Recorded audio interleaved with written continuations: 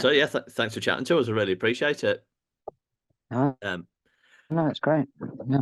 Well, So I mean, obviously, we're on the verge of releasing your 18th album. I mean, as somebody that's been a kind of core member of the band for a long time, how do you feel talking about that? What does it feel like? I think I think it's great. I mean, I think it's significant. Obviously, there's not, we have to face facts. There's not so many bands out there that have got to this number of records. So it's 42 years in reality, really, that we've been a band. So um,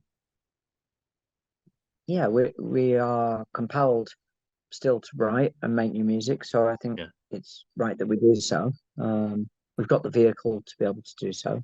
yeah, So um, if we had been a band who'd settled, 15, 20 years ago for just trundling around playing the greatest hits, then we wouldn't need to do new records and whatever yeah. in that sense because we wouldn't feel compelled to do it. But that's not where we are. We never have been. So I think it's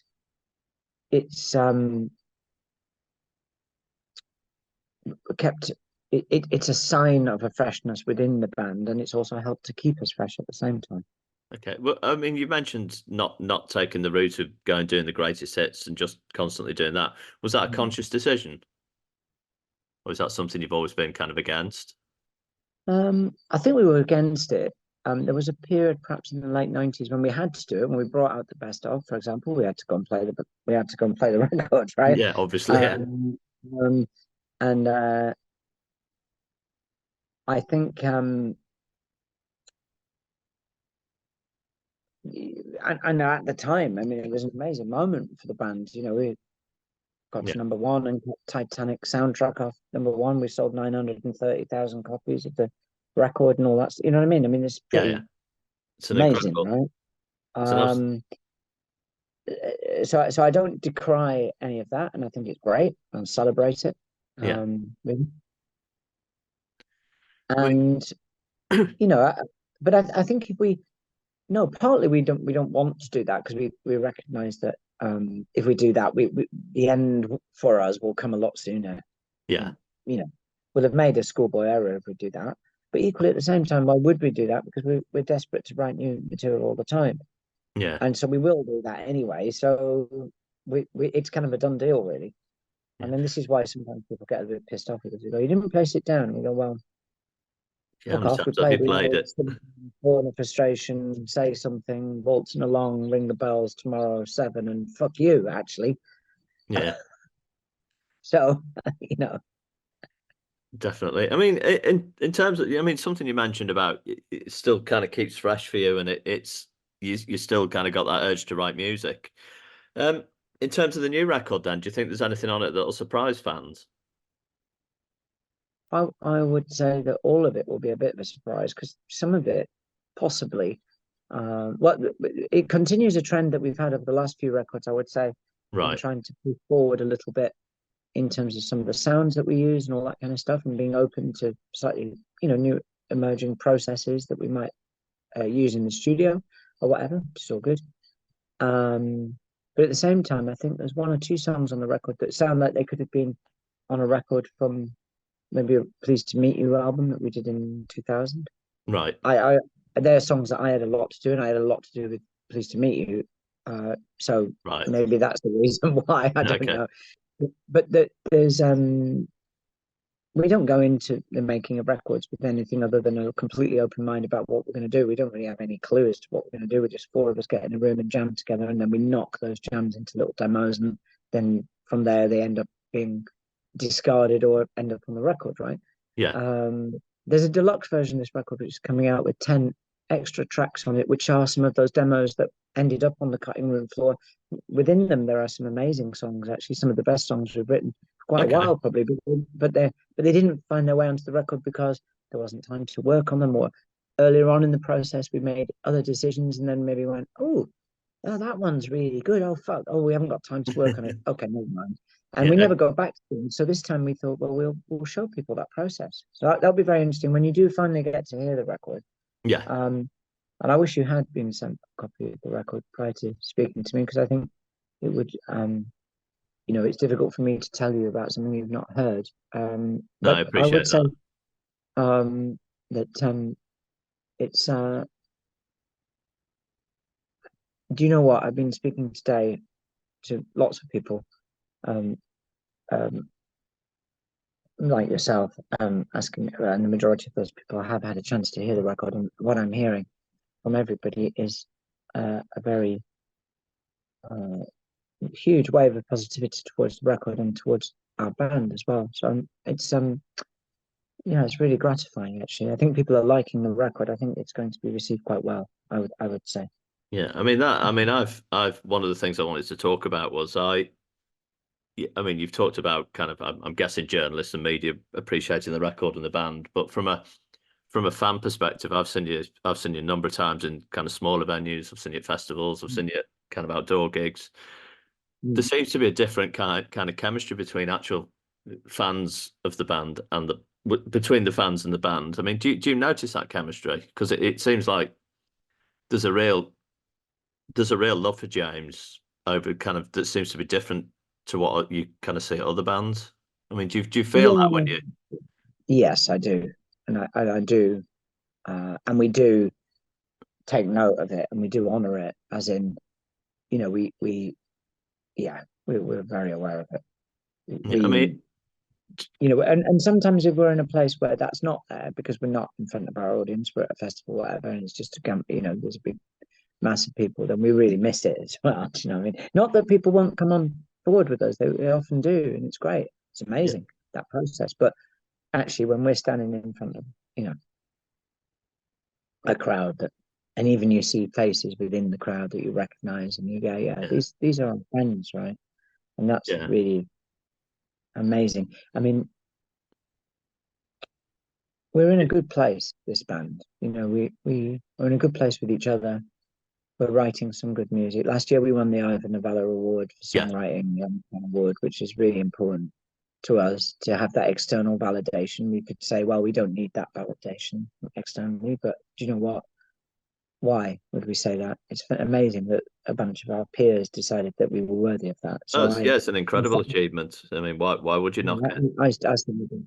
Yeah, well, I think there's probably a tendency within, you know, a lot of indie people like to put their heads down, don't they, and Yeah, pretend that nothing matters, and I'm like, fuck off. yeah. It all matters. Of You know course what I it mean? matters. Absolutely. I mean, you've mentioned. I mean, you mentioned you've been a band for 42 years, which is, aside from the 18 albums, that's an incredible achievement for any band. I mean, there was obviously the break when the band went on hiatus. Mm. Um, since you came back, though, I mean, you've just gone from strength to strength. I mean, like you said, the awards, the festivals, albums. I mean, most of the bands that have kind of come back and done something kind of tend to peter away. I mean, why do you think you've kind of gone from strength to strength, and that touching that back to the fans? I mean, do you think that's had something to do with it? That the fact that they really kind of hold the band specially to them. Yeah, I think so. But I think if we'd not written such good music, and I'm not saying all of it's been brilliant at Yeah, all, and I don't think it has, but I think consistently across the piece from 2007 through to now, yeah. you know, um, in a blink of an eye, we'll have been a band for 20 years after we split up again. Do you know what I mean? Like, It's well, nuts. our It's absolutely crazy. second career is going to be longer than most people's first career, right? Um, but I think there's been enough consistently high material, quality material and we've done enough great performances that people go, no, no, no, no, no, that lot of the business. I'm into Yeah, that. And some of it might be also about the goalpost shifting a little bit. Like some of the things that have always concerned us. Okay, Tim writes these lyrics, but he will often reflect things that we all feel, right? yeah, So to a lesser or greater extent, and so, but some of the things that we've been going on about. I mean, sky is falling. Look out, the sky is falling. It's falling on you. Um, uh, Today, I won't think of any sad things, the rape of nature or torture. I mean, look what Tim was singing about in 1987 yeah, on Strip, right? Um, I mean, more unhip you couldn't be really back Yeah, in the 80s about environmental disaster, right? yeah, And women's rights, right? But look, the fucking world's changed. The goalposts have shifted. yeah. So maybe it's our time in that sense. You know, there's a song on this record called "Life's a Fucking Miracle." I was going to ask about that. There's a refrain in it that just goes, "No, I'll have to wait. You'll have to hear it, and then you can hear it." But I wonder, I mean, I think sometimes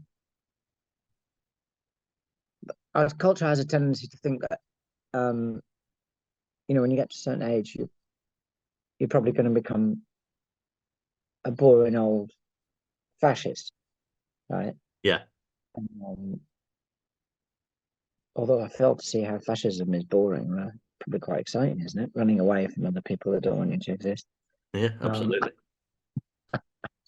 anyway, um, no, but you just become a boring old fucking Daily Mail reading git, and um, and um, and actually, that's not happening at all to our band. I think we're becoming, and that could happen in the way that you write a song. It could be in your political outlook, of course, Yeah, but it could be way beyond that. It could be the way that you approach your life, or the kind of songs you want to write, or the kind of sounds you employ. Do you know what I mean? I mean, there's some artists, aren't there, who just sound like they read the Daily Mail, yeah, right? yeah, yeah. You know, you know. I'm not naming, but I'm not really, I mean, just on, I mean, on that, I mean, you've known each other, like you said, as a band for 42 years. I mean, how do you feel your relationships have changed with each other over that time? um, well, they've changed a lot. I mean, I think, but we're in a very there's been some really wobbly moments between us. Yeah, Um, but there's been a lot of massive togetherness and love between yeah, us as well. And that's where we are at the moment. And I don't see it going away. I can't really, well, I may be famous, I suppose, but I don't see anything on the horizon that's going to be too much of a problem, really. yeah. I And mean, that, anyway, everything is surmountable. It's yeah, like, and you also realize as you get older that things, not everything matters all of the time, right? yeah, yeah, You learn to relax a little bit, and that really helps. definitely. I mean, I certainly agree with that. I mean, in terms of just the last record prior to this, I mean, Tim came. There was material on it where Tim wrote from a very kind of personal place. I mean, there was some difficult periods he went through. What about this record? I mean, does he write from a similarly personal place on this record at all? Or is it? Um, partly, although I would say that some of the themes of this record, I think it's quite a political record in some ways. Yeah, Um, and well, we live in a very political age, don't we? yeah, And where there's a lot of things raging around us, and so those things affect all of us collectively. They do, of course. So our society is defined by the push and pull between all of these different movements and needs and desires and all the rest of it, depending on where you are in the country. But it affects people personally as well. So we are, there's a personal angle to all of it, really, in a way. right. Mm. Okay. I mean, you touched on the. Could you talk about some of the themes on the record? I mean, you touched on "Life's a Fucking Miracle." Are there any kind of songs that fit into that similar theme? Um, well, I think generally speaking, there's a real uplifting vibe across the whole record, I would say, Yeah, and so it's not as dark a record than, as you mentioned, the last record was perhaps more so. There are some little moments in this record. There's a song called "Shadow of a Giant," which has there's a lot of thoughtfulness on the record. That's a good example of it. right. Um, uh, there's some wistful thinking, really, about things that are lost. Um, but at the end of the day, I think um, you probably sum it up, and you sum up a lot of our pop music like this, really, in many ways. which is, I suppose it's as simple as love triumphs, right? Right. And so maybe that's the heart of this record in a way. Um, I don't think there's anything wrong with that message, really. No, absolutely not. I mean, it's just going back to kind of the success you've had, and like we said, the connection you have with the fans and the chemistry you've got, which I found quite incredible when I've been at some of the shows I've been to. Do you think your kind of music offers an escape route for fans? You've touched on the way life's going at the moment. Do you think your shows and your kind of music offers them an escape route from their own kind of problems and issues? Well, I think it does both things because I think it holds up a mirror to those problems, and I think we are quite adroit at saying to people we also have those feelings and suffer from those issues, right? Right. Or and we all do, and Yeah. that's the point. But actually, here's a great big opportunity to celebrate, and Yeah. momentarily, even if it's just momentary, fine, great. Maybe it even has a longer term effect on some people. We just don't know, right? Yeah. But it can, you can go to a gig and you can come out and you can be changed. Yeah. You definitely can. And it can be for an hour or a day or a week or whatever. Gives you something to look back on and go, oh, that was, yeah, where was that? Why was that so good? Right. How do I get a little bit of that in my everyday? Right. Or maybe you can, maybe you can't. Maybe you go and listen to a record and go, oh, it's not quite the same as being at the event. No, of course it's not. A live gig's a live gig. You're never going to get better than that. It's like Absolutely not. regardless of how great Sky make the football look on the telly, it's still better when you're in the stadium, in my opinion. Yeah. Um, Not always true. Yeah. Depends It what depends who game you're it watching. who you're watching. But you know what I mean, and Absolutely. but we identify with our audience, and they identify with us. We're not, Tim's as mad as fuck, right? It's fucking Yep. weird, but so are lots of people. Yeah. And that's great. So It's let it abs all hang out. Come to a James gig and be a nutter. Yeah. Fantastic. All of us mad fuckers on stage. Look at those girls we've got up there jumping around like loons, right? I Yeah. mean, who says that? It's not. Yeah, but it's fantastic, isn't it? That's a whole lot So of fun. great, like a James gig should be a safe space for anybody to do whatever the fuck they like, as long as it doesn't impinge, Yeah. negative way, obviously, on somebody else. Which gigs can be quite raucous, can't they? Do you know what I mean? But Yeah. that's all right. It's part of the push and pull of a raucous gig. But I'm talking about, if you want to go there, wearing whatever, if you want to go there, whatever ideas, if you want to go there and want to just watch and quietly, if you want to go there and sing your fucking heart out, do whatever you want, really. Yeah. But I mean, the way I kind of see it with a lot of, maybe there's other bands like this, but people come away from James shows and they kind of look like they've really been at a celebration or an Yeah. event. I mean, do you feel like No, that when no, you come off stage? yeah, totally. And there aren't many bands doing that. I can No. tell you. I mean, I can't think of one actually. I mean, there's loads of great bands. I'm not saying there's not great bands. There are, but there's not anybody doing what we do at the Yeah. moment. I don't think, No. as a band, as an actual band. Yeah. I mean, on that note, then, what is that something you'd kind of like people to take away from listening to the record? That kind of Oh, I think celebration the or that kind of experience. connection? Well, I think yeah, ideally, but I think a record's a very different thing to a live performance, as I'm suggesting, and so I'm not naive enough to think that can't happen in a sense, right? Yeah. A record is a studied event, you know, put together by people variously who know what they're doing or don't know what they're doing, whatever. But it's a record's a record, right? It's a snapshot of that moment, whereas a gig is an expression of taking that record and ripping it apart and putting it back together, and Yeah. just so no, it can't be the same, and it never will be the same. But it doesn't mean that you're listening to somebody listening lying on the floor in the bedroom with their headphones on, listening to a record, like on a track on this record, like called um Butterfly. It goes on for about 7 minutes. You're going to hear all sorts of mad shit flying around in your headphones, and you go, "Wow, that is something else, right?" Yeah. And we'll never get live. We'll play the song, but we'll never get all of that stuff that's there packed into this little tiny space, flying around Yeah. off the stage. There's much stuff going on, but it's a remarkable bit of music. I had a lot to do with that song. I love it, and it kind of it's yeah. So it's a different experience, and that a more solitary experience, obviously. Yeah.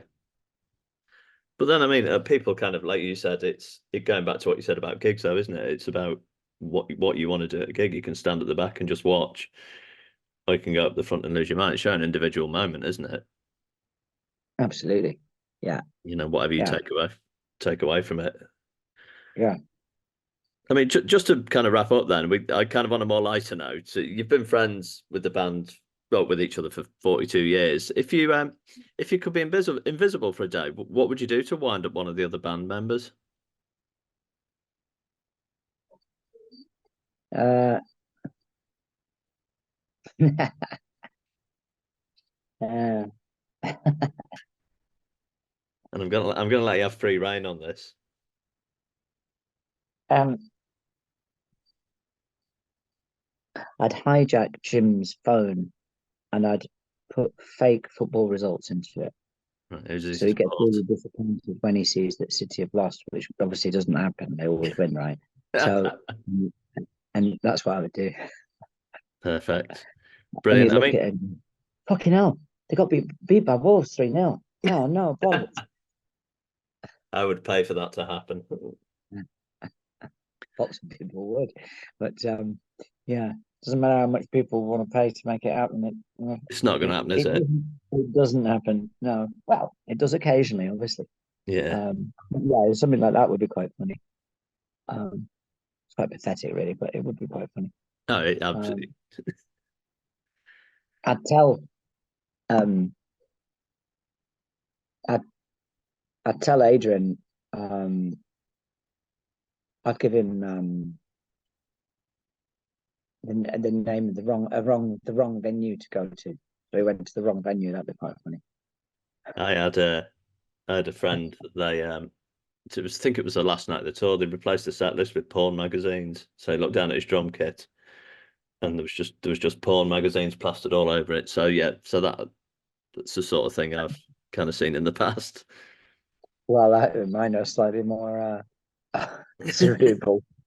But yeah, telling Adrian uh, that we're playing in Bradford and we're actually in Birmingham, that would be quite funny. Um, but Brilliant. he likes a little bit of public transport, does Adrian? He's a big fan of the train, so I'm sure he'd get there somehow. You could get there. It won't be easy, but yeah. No, he'd get there, you know. And he could always live stream his attempt to get to the gig. Where's Wally? Where's Adrian? I don't Where's know. age? Brilliant. Right. I Um, mean, just to wrap up then, I mean, like I said, the album's out, coming out shortly, and then you've got your biggest ever UK headline tour in June.